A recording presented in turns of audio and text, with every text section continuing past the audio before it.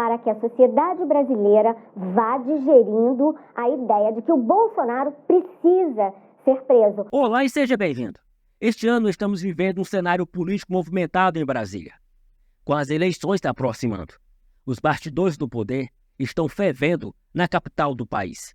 A atmosfera é densa e carregada de incertezas, e no centro desse palco político em ebulição, encontramos o ex-presidente Jair Bolsonaro e a Globo, como um titã da mídia, assumindo o papel de maestro nesse drama político com sua implacável campanha contra Bolsonaro, com o objetivo de vê-lo atrás das grades, incendiando as brasas da divisão social. A emissora, com seu poder inegável, não esconde suas intenções.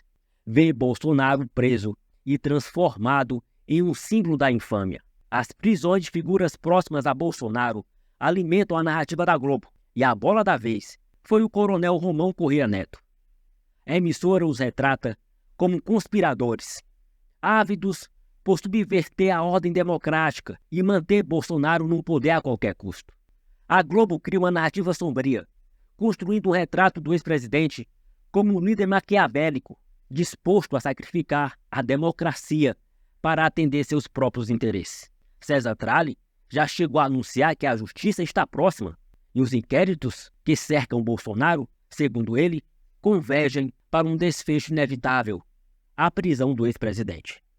Camarote descreve os bastidores de uma suposta trama golpista, colocando Bolsonaro como maestro do caos, que orientava seus ministros a sabotar as eleições, semeando o terreno para um golpe. E para completar a trama, Cantanhede revela que há uma estratégia em andamento para prender Bolsonaro. Segundo suas palavras, todas as medidas necessárias estão sendo tomadas para garantir que não haja brechas ou dúvidas sobre as provas e a ação da justiça, especialmente de Alexandre de Moraes. O objetivo é fazer com que a sociedade brasileira, mesmo diante da popularidade do ex-presidente da República, seja gradualmente consumida pela ideia de que Bolsonaro precisa ser preso. Veja trechos das falas dos jornalistas da Globo News. Ele continua detido, vai continuar preso. Ele passou por uma audiência de custódia na manhã de hoje, por meio de videoconferência, uma audiência de custódia junto ao gabinete do ministro Alexandre de Moraes, que foi quem determinou a prisão. Ele é o relator dessa investigação do inquérito das milícias digitais. O coronel Bernardo Romão Correia Neto desembarcou aqui em Brasília, vindo dos Estados Unidos de madrugada. Ele pousou no aeroporto aqui de Brasília, logo foi detido pelos policiais federais, que depois de todo o procedimento ali da prisão, entregaram o coronel para a Polícia do Exército. A gente vai lembrar aqui, Leilane, o seguinte: na quinta-feira da semana passada, quando teve a operação da Polícia Federal contra aquele grupo suspeito de tentar dar um golpe de Estado no Brasil, foram expedidos 4 mandados de prisão. 3 foram cumpridos ainda na quinta-feira. Faltava o do coronel Bernardo Romão Correia Neto. Agora, então, ele foi preso, é prisão preventiva, não tem prazo para que essa prisão dure.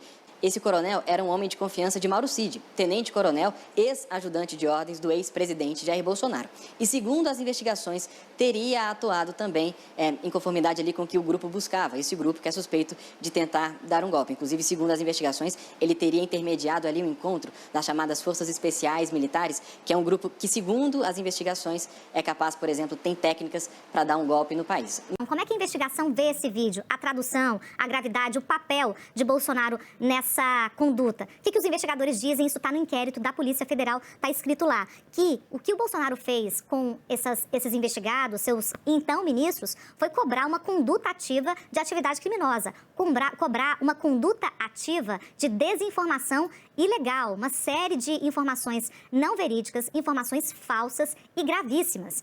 A reunião também teve como finalidade cobrar dos presentes conduta ativa na promoção da ilegal desinformação e ataques à justiça eleitoral.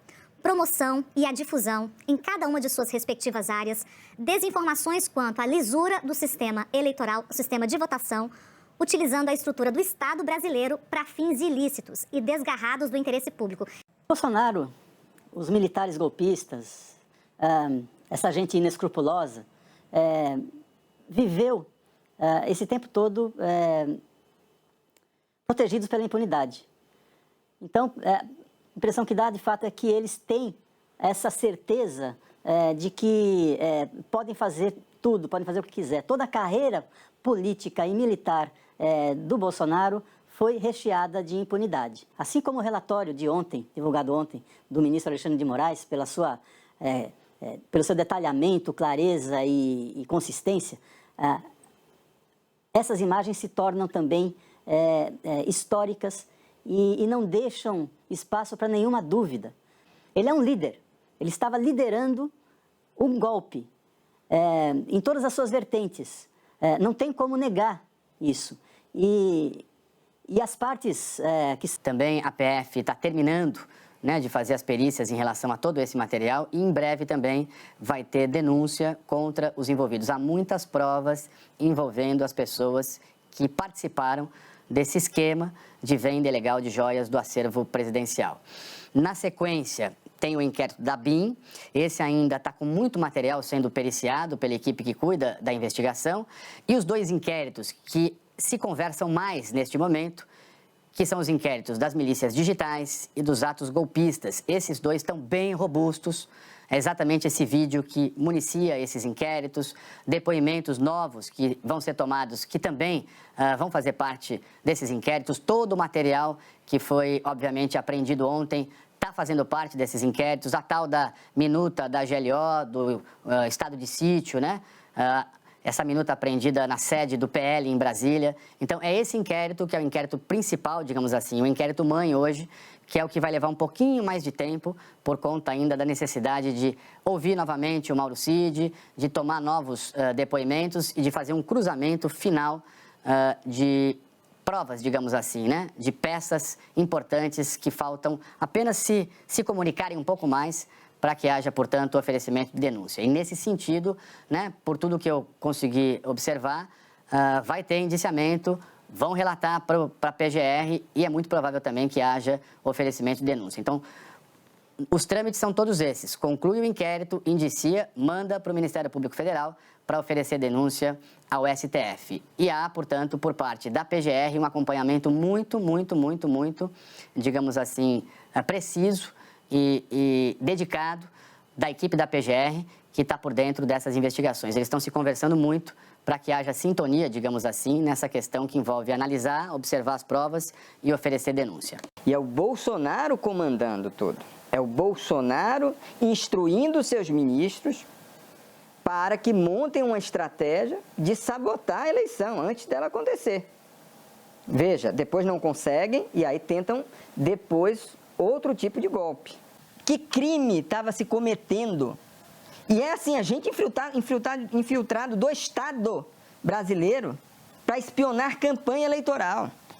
Olha, tudo isso é gravíssimo, Tralli, é gravíssimo.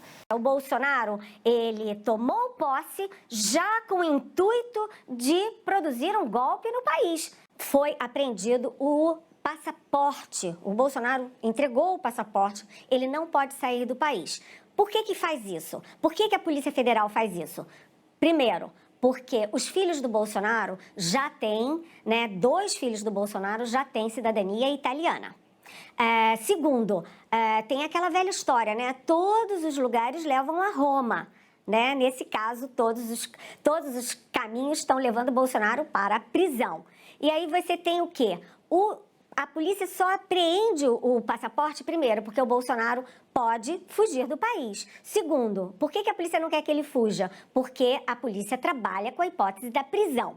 Né? Agora, atenção, né? Hoje eu conversei com as fontes também da área jurídica, né? E tem o seguinte, não está prevista prisão preventiva nem prisão temporária de Jair Bolsonaro, como foi, por exemplo, com o ex-ministro da Justiça, o Anderson Torres, nem em relação ao tenente-coronel da Ativa, Mauro Cid. No caso do Bolsonaro, a expectativa é de que cumpram-se todos os trâmites, toda a investigação, colham-se todas as provas e depois de denúncia, julgamento e condenação, aí sim, Bolsonaro preso. Mas por que isso?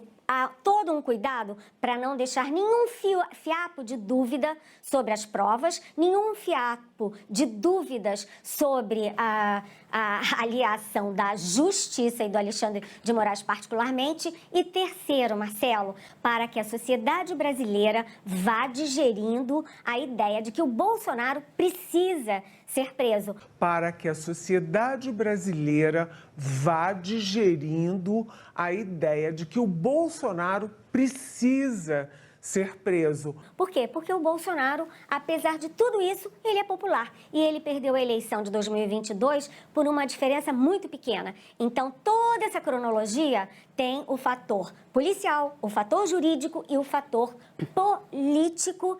Enquanto isso, Bolsonaro, qual um gladiador cercado por seus inimigos, luta pela sua liberdade. Seus seguidores o veem como um Mártir, vítima de uma perseguição implacável. A polarização se intensifica, dividindo o país em dois campos opostos. O futuro do Brasil se encontra em uma encruzilhada. A narrativa da Globo, com seus tons dramáticos e apocalípticos, busca sedimentar a ideia de que Bolsonaro é um perigo à democracia. Seus seguidores, por outro lado, o defendem como um líder injustiçado, vítima de uma farsa judicial. Essa é a realidade sombria do cenário político atual, permeado pelas ações ardilosas da Globo e pelas investigações que cercam o ex-presidente da República. A verdade, envolvida em um véu de sombras, ainda está para ser escrita. O que se sabe com certeza é que o Brasil vive um momento crucial de sua história, um capítulo que será contado e recontado por gerações. Acompanhe-nos para desvendar os próximos capítulos dessa trama surreal, onde a realidade se confunde com a ficção e o destino de uma nação que está em jogo.